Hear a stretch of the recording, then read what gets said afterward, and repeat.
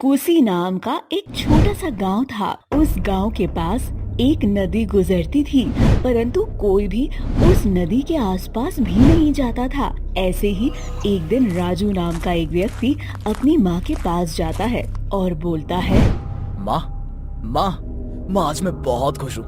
पता है आपको, आज कितने दिनों बाद मुझे एक बहुत बड़ी शादी का प्रोजेक्ट मिला है। अरे वाह बेटा, ये तो बहुत अच्छी बात है। वैसे कब की शादी है और तुझे घर से कब निकलना है और कितनी दूर है शादी? माँ, 3 दिन के लिए ही जाना है और ये शादी कोई बहुत ज्यादा दूर नहीं है। अपनी कोसी नदी है ना, उसके पीछे वाला गांव है, बस उसी में शादी है, वहीं जाना है। क्या? कोसी नदी के पीछे वाले गांव में? वहां जाने के लिए तो तुझे नदी पार करनी पड़ेगी बेटा। अच्छा सुन, तू दिन को ही चले जाना और जब वहां से वापस आएगा तो भी दिन को ही आना, रात को मत आना। माँ, शादी रात को है और रात का चक्कर तो लगेगा ही ना। और वैसे भी कौन सा गांव दूर है, पास में ही तो है। नदी पार करके ही तो जाना है। तुम चिंता मत करो, मैं कल शाम को निकल रहा हूँ। नहीं, तू कल शाम को नहीं जाएगा, तू कल दिन में यहाँ से निकल जाना। पर माँ। बेटा, कभी तो माँ की बात मान लिया कर। अच्छा ठीक है। अपनी माँ के कहने पर राजू अपना सामान पैक कर लेता है और अगले दिन अपने काम के लिए घर से निकल जाता है। ऐसे ही 3 दिन बीत जाते हैं, परंतु आते समय राजू रात को कोसी नदी से होकर घर के लिए आ रहा होता है। राजू जैसे ही कोसी नदी पार करता है, तभी उसके कानों में बैंड बाजे की आवाज आती है। लगता है आज भी किसी की शादी है। देखूं तो जरा कि आखिर रात के 2 बजे किसकी बारात जा रही है। इतना बोलकर राजू नदी के पास जाने लगता है, जहां वो दूर से खड़े होकर कुछ बारातियों को देखता है, परंतु बाराती बड़े अजीब थे। उन्हें देखने के लिए राजू थोड़ा और करीब जाता है तो देखता है कि उस बाराती में सभी लोग मरे हुए हैं। वो किसी इंसान की बारात नहीं थी, बल्कि भूतों की बारात थी। भूतों की बारात देखकर राजू खुद से बोलता है, ये, ये तो ये तो भूतों की बारात है। मुझे यहाँ से जाना चाहिए। ये सोचकर राजू वहां से जाने ही लगता है कि तभी वो देखता है कि जिस जगह पर बाराती नाच रहे होते हैं, वहां की जमीन धंसने लगती है और धीरे धीरे करके सभी मृत भूत जमीन के नीचे दलदल में चले जाते हैं। ये सिलसिला देख राजू के तो रोंगटे खड़े हो जाते हैं। अब वो थोड़ा आगे बढ़ता है। आगे जाने के बाद वो देखता है कि बाकी के बचे हुए भूत उस नदी में बहते जा रहे हैं। ये क्या हो रहा है मेरे साथ? मैं ये सब क्या देख रहा हूँ? इस बारात के सभी लोग तो पहले से ही मरे हुए हैं, तो फिर ये सब पानी और इस दलदल में कैसे डूबकर मर सकते हैं? लगता है माँ की बात न मानकर मैंने बहुत बड़ी गलती कर दी। मुझे यहाँ से भागना चाहिए। इतना बोलकर राजू वहां से भागने लगता है कि तभी उसका पूरा शरीर जम जाता है और वो अपनी जगह से हिल भी नहीं पाता। मैं अपनी जगह से भाग क्यों नहीं पा रहा? राजू खुद को वहां से छुड़ाने की कोशिश कर ही रहा होता है कि तभी उसके सामने एक औरत आती है और उससे बोलती है, सर सर मेरे पति को बचा लो। वो इस बारात में आए थे, परंतु अब वो इस नदी में डूब रहे, उन्हें तैरना नहीं आता। प्लीज मेरे पति की जान बचा लो। पर मैं तो अपनी जगह से हिल भी नहीं पा रहा। तभी वो औरत जोर जोर से रोने लगती है। तभी वहाँ कुछ और औरतें आ जाती हैं और वो भी राजू से अपने पति को बचाने की बात बोलने लगती हैं और वो सारी की सारी एक साथ मिलकर रोने लगती हैं। कुछ देर बाद सारी औरतें गायब हो जाती हैं। उसके बाद एक आदमी राजू के पास आता है, जो उसकी आंखों को देखता है। राजू उसकी आंखों को देखकर सम्मोहित हो जाता है और उस आदमी के पीछे पीछे चलने लगता है। अब राजू भी नदी की ओर जाने लगता है कि तभी वहाँ राजू का भाई मोनू आता है और वो उसके ऊपर कुछ राख जैसी चीज फेंक देता है।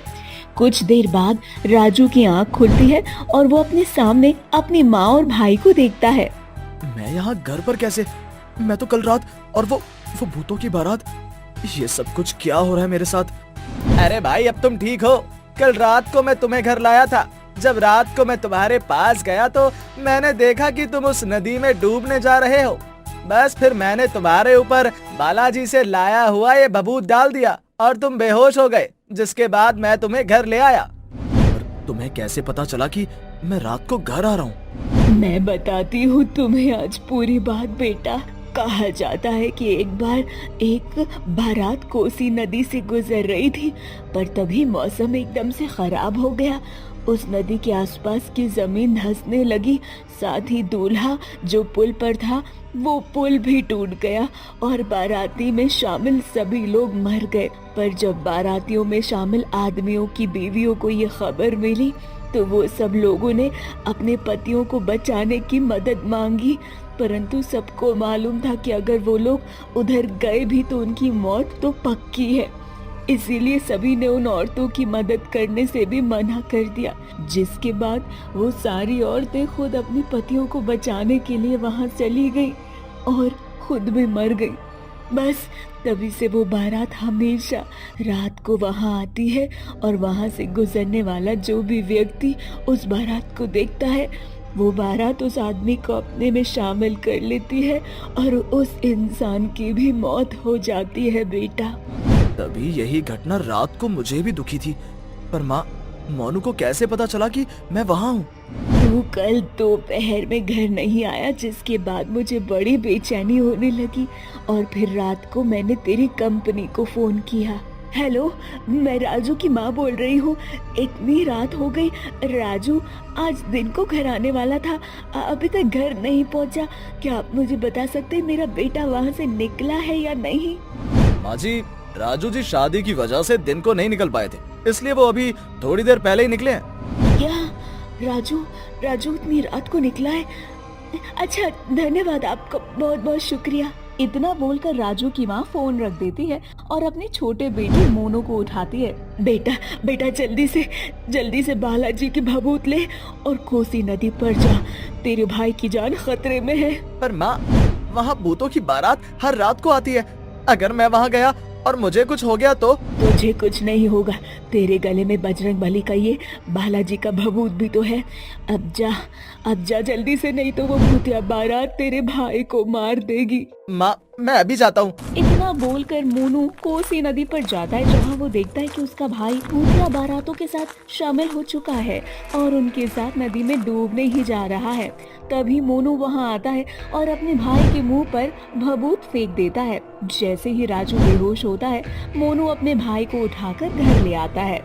माँ, अब मैं कभी भी रात को उस जगह पर नहीं जाऊंगा। मेरे सामने वो सारी घटना घटी है, मैं आपको बता भी नहीं सकता कि मैंने क्या क्या देखा।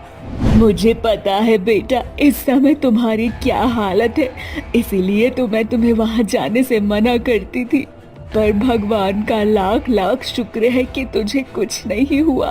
राजू तो उस हादसे से बच गया, परंतु आज भी कोई उस जगह पर जाता है तो वो भूतिया बारात उस इंसान को जिंदा उसके घर नहीं जाने देती। और आज भी उस घटना को याद करके राजू के रोंगटे खड़े हो जाते हैं।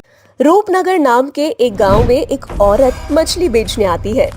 मछली ले लो, मछली, ताजी ताजी मछली, ऐसी मछली कहीं नहीं मिलेगी, एक बार लोगे तो बार बार आओगे।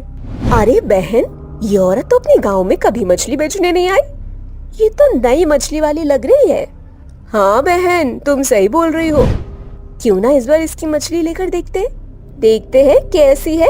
वैसे देखने में तो मछली सच में बड़ी ताजी लग रही है। चलो चलो, आज चलकर इस मछली वाले से ही मछली लेके देखते हैं।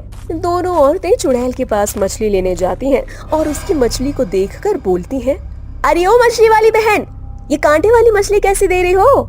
कांटे वाली मछली 100 रुपए और राव मछली 200 रुपए। अरे मछली बेच रही हो या सोना चांदी, सही से रेट लगाओ ना। तुम्हें जो देना है दे दो, बस ये सारी मछलियाँ ले लो, क्योंकि ये मछलियाँ मैं तुम गांव वालों के लिए बड़ी ही मुश्किल से पकड़ कर लाई हूँ। अच्छा ऐसा क्या? तो एक काम करो, तुम मेरे लिए कुछ मछलियाँ पैक कर दो। चुड़ैल उन दोनों औरतों के लिए मछलियाँ पैक कर देती है और आगे बढ़ जाती है। अब रात हो जाती है और वो दोनों औरतें अपने अपने घरों में मछलियाँ बनाती हैं। तभी उनमें से एक औरत का पति, जिसका नाम रूपेश होता है, वो घर आता है और मछली की खुशबू सूंघकर अपनी बीवी से बोलता है, अरे मीना डार्लिंग, आज तो मछलियों की बहुत अच्छी खुशबू आ रही है। अरे आज गांव में नई मछुआरन आई थी मछलियाँ लेकर। बड़ी ही ताजी ताजी मछलियाँ थी उस मछुआरन की, इसीलिए मैंने उससे मच्छियाँ ले ली। आपको पता है, इस मछलियों को बनाने में मुझे ज्यादा मेहनत भी नहीं करनी पड़ी। और इसकी खुशबू, वाह वाह वाह, इसकी खुशबू से तो ऐसा लग रहा है जैसे ये बड़ी ही टेस्टी बनी है। मुझे तो डर लग रहा है कि इस मछली की खुशबू से कहीं गांव वाले अपने बर्तन लेकर मेरे घर ना आ जाएं, ये बोलते हुए कि मीना बहन थोड़ी सी मछली देना, हम भी टेस्ट करना चाहते। अरे आप सिर्फ अपने हाथ की बनाई मछलियों की तारीफ ही करती रहोगी या मुझे खाने को भी दोगी? अरे देती हूँ, सब्र रखो। आज हम दोनों साथ में बैठकर खाएंगे। जिसके बाद मीना रूपेश के लिए मछलियाँ निकालती है और दोनों साथ में बैठकर खाते हैं। अब मछली खाकर दोनों खुद भी एक मछली बन जाते हैं। जिसके बाद चुड़ैल उन दोनों के पास आती है और जोर जोर से हंसने लगती है। हा हा हा हा हा, मेरी आज की 2 ताजी ताजी मछलियाँ फिर से तैयार हो गई। अब इन्हें पकड़कर अपनी टोकरी में भरूंगी और अगली सुबह दूसरे गांव में जाकर इन मछलियों को बेच दूंगी। हा हा हा। अरे तुम कौन हो जिसने हम दोनों पति पत्नी को मछली बना दिया? ऐसा क्या था तुम्हारी मछली में? अच्छा, तो तुम जानना चाहती हो मैं कौन हूँ? तो देखो मेरा असली रूप। इतना बोलकर चुड़ैल अपने असली रूप में आ जाती है। वो दोनों मछली बनी पति पत्नी चुड़ैल को देखकर हैरान हो जाते हैं और अपनी जगह पर फड़फड़ाने लगते हैं।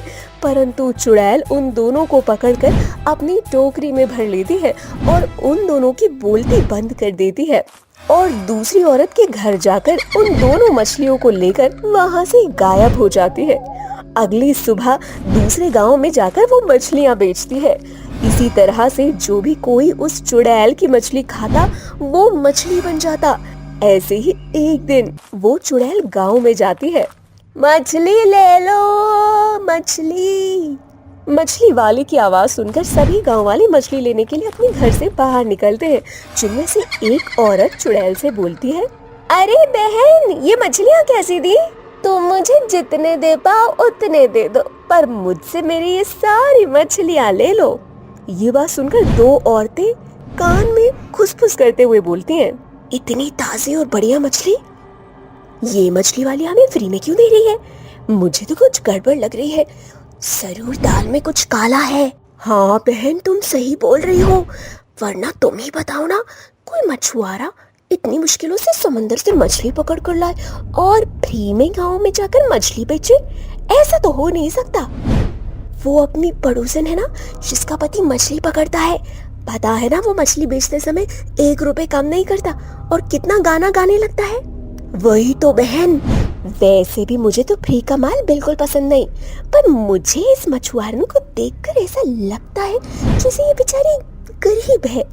एक काम करते, हम इसे पैसे दे देते हैं और इसकी मछलियाँ भी नहीं लेते, ताकि ये किसी दूसरे गांव में जाकर अपनी मछलियों को बेच सके और थोड़ा बहुत पैसा कमा सके। अरे बहन, तुम दोनों आपस में क्या बात कर रही हो, बताओ ना। मैं इतनी मुश्किलों से तुम लोगों के लिए ये मछली पकड़ कर लाई हूँ, बताओ ना कितनी मछलियाँ पैक कर दूँ? बहन, तुम अपनी मछलियों को अपने ही पास रखो, हमें ये मछलियाँ नहीं चाहिए। इतना बोलकर गांव वाले उस चुड़ैल को कुछ पैसे देने लगते हैं। ये चुड़ैल देखकर मन ही मन खुद से बोलती है, ये गांव वाले खुद को बहुत तेज समझते हैं, इन गांव वालों को तो मैं छोड़ूंगी नहीं। आज मैं इन सभी गांव वालों को मछली बनाकर इन्हें पकड़ लूंगी और अपने भूखे बच्चों के सामने डाल दूंगी। जब मेरे भूखे बच्चे स्वाद ले लेकर गांव वालों को खाएंगे तब आएगा मजा। अरे बहन, तुम क्या सोचने लगी? शर्माओ मत, ये लो, ये पैसे रख लो, तुम्हारे काम आएंगी। बहन, अगर तुम मेरी मदद करना ही चाहती हो तो मुझसे ये मछली ले लो। मेरा यकीन मानो, ये मछलियाँ बड़ी ही स्वादिष्ट बनेंगी। इन मछलियों को मैंने बड़ी ही मेहनत से पकड़ा है। इन मछलियों को तुम एक बार खाओगे तो बार बार मेरे पास आओगी। इस तरह से और सभी गांव वाले चुड़ैल पर तरस खाकर उससे उसकी मछलियाँ ले लेते हैं। अब रात को सब अपने अपने घरों में मछलियां बनाते हैं। मछलियां बनाने के बाद सभी लोग उन मछलियों को बड़े ही स्वाद लेकर खाते हैं और खाते ही गांव वाले मछलियों में बदल जाते हैं। जिसके बाद चुड़ैल एक एक करके सबके घरों में जाती है और जोर जोर से हंसते हुए मछली बने लोगों से बोलती है, आज बहुत दिनों बाद मेरे दिल को शांति मिल रही है इतनी मछलियां पकड़कर। वैसे तुम गांव वालों को मुझे बेवकूफ बनाने में बड़ी मेहनत करनी पड़ी है, पर कोई बात नहीं, तुम सबको पकड़कर अपने बच्चों के सामने फेंक दूंगी और मेरे बच्चों का आज पेट भर जाएगा। इतना बोलकर चुड़ैल सभी मछलियां पकड़कर अपनी टोकरी में डाल देती है और मछुआरन का रूप बदलकर गांव से जाने लगती है। तभी उस गांव का एक बाबा वहां आता है और मछुआरे की टोकरियों में मछलियों को देखकर उसे पता चल जाता है कि ये मछलियां सभी गांव के लोग हैं, जिसे इस चुड़ैल ने मछलियां बना दिया है। जिसके बाद बाबा उस चुड़ैल को रोकता है और उससे बोलता है, कौन है तू? मैं तो एक मामूली सी मछुआरन हूँ, मैं तो बस यहाँ मछली बेचने आई थी साहिब। चुड़ैल के इतना बोलते ही वो बाबा अपने थैले में से कुछ निकालता है और उस पर मंत्र पढ़कर चुड़ैल के ऊपर फेंक देता है। जिसके बाद चुड़ैल तड़पने लगती है और उसके हाथों से मछलियों का टोकरा नीचे गिर जाता है। अब चुड़ैल अपने असली रूप में आ जाती है और बाबा से बोलती है, बाबा मुझे छोड़ दो, मुझे जाने दे, मेरे बच्चे बहुत भूखे हैं। तू इन गांव वालों को छोड़ दे, मैं तुझे छोड़ दूंगा। अगर मैंने इन गांव वालों को छोड़ दिया तो मेरे बच्चे भूखे मर जाएंगे, मैं अपने बच्चों को मरता हुआ नहीं देख सकती। तू ऐसे नहीं मानेगी, तू इन मासूम गांव वालों की जान लेकर ही मानेगी। मैं तुझे ऐसा नहीं करने दूंगा, इसलिए आज मैं तुझे और तेरे बच्चों को एक साथ खत्म कर दूंगा और गांव वालों को आजाद करवा लूंगा। इतना बोलकर बाबा कुछ तंत्र विद्या करते हैं और उस चुड़ैल को अपने वश में कर लेते हैं। चुड़ैल जैसे ही बाबा के वश में आती है, उसके बच्चे भी बाबा के पास आ जाते हैं।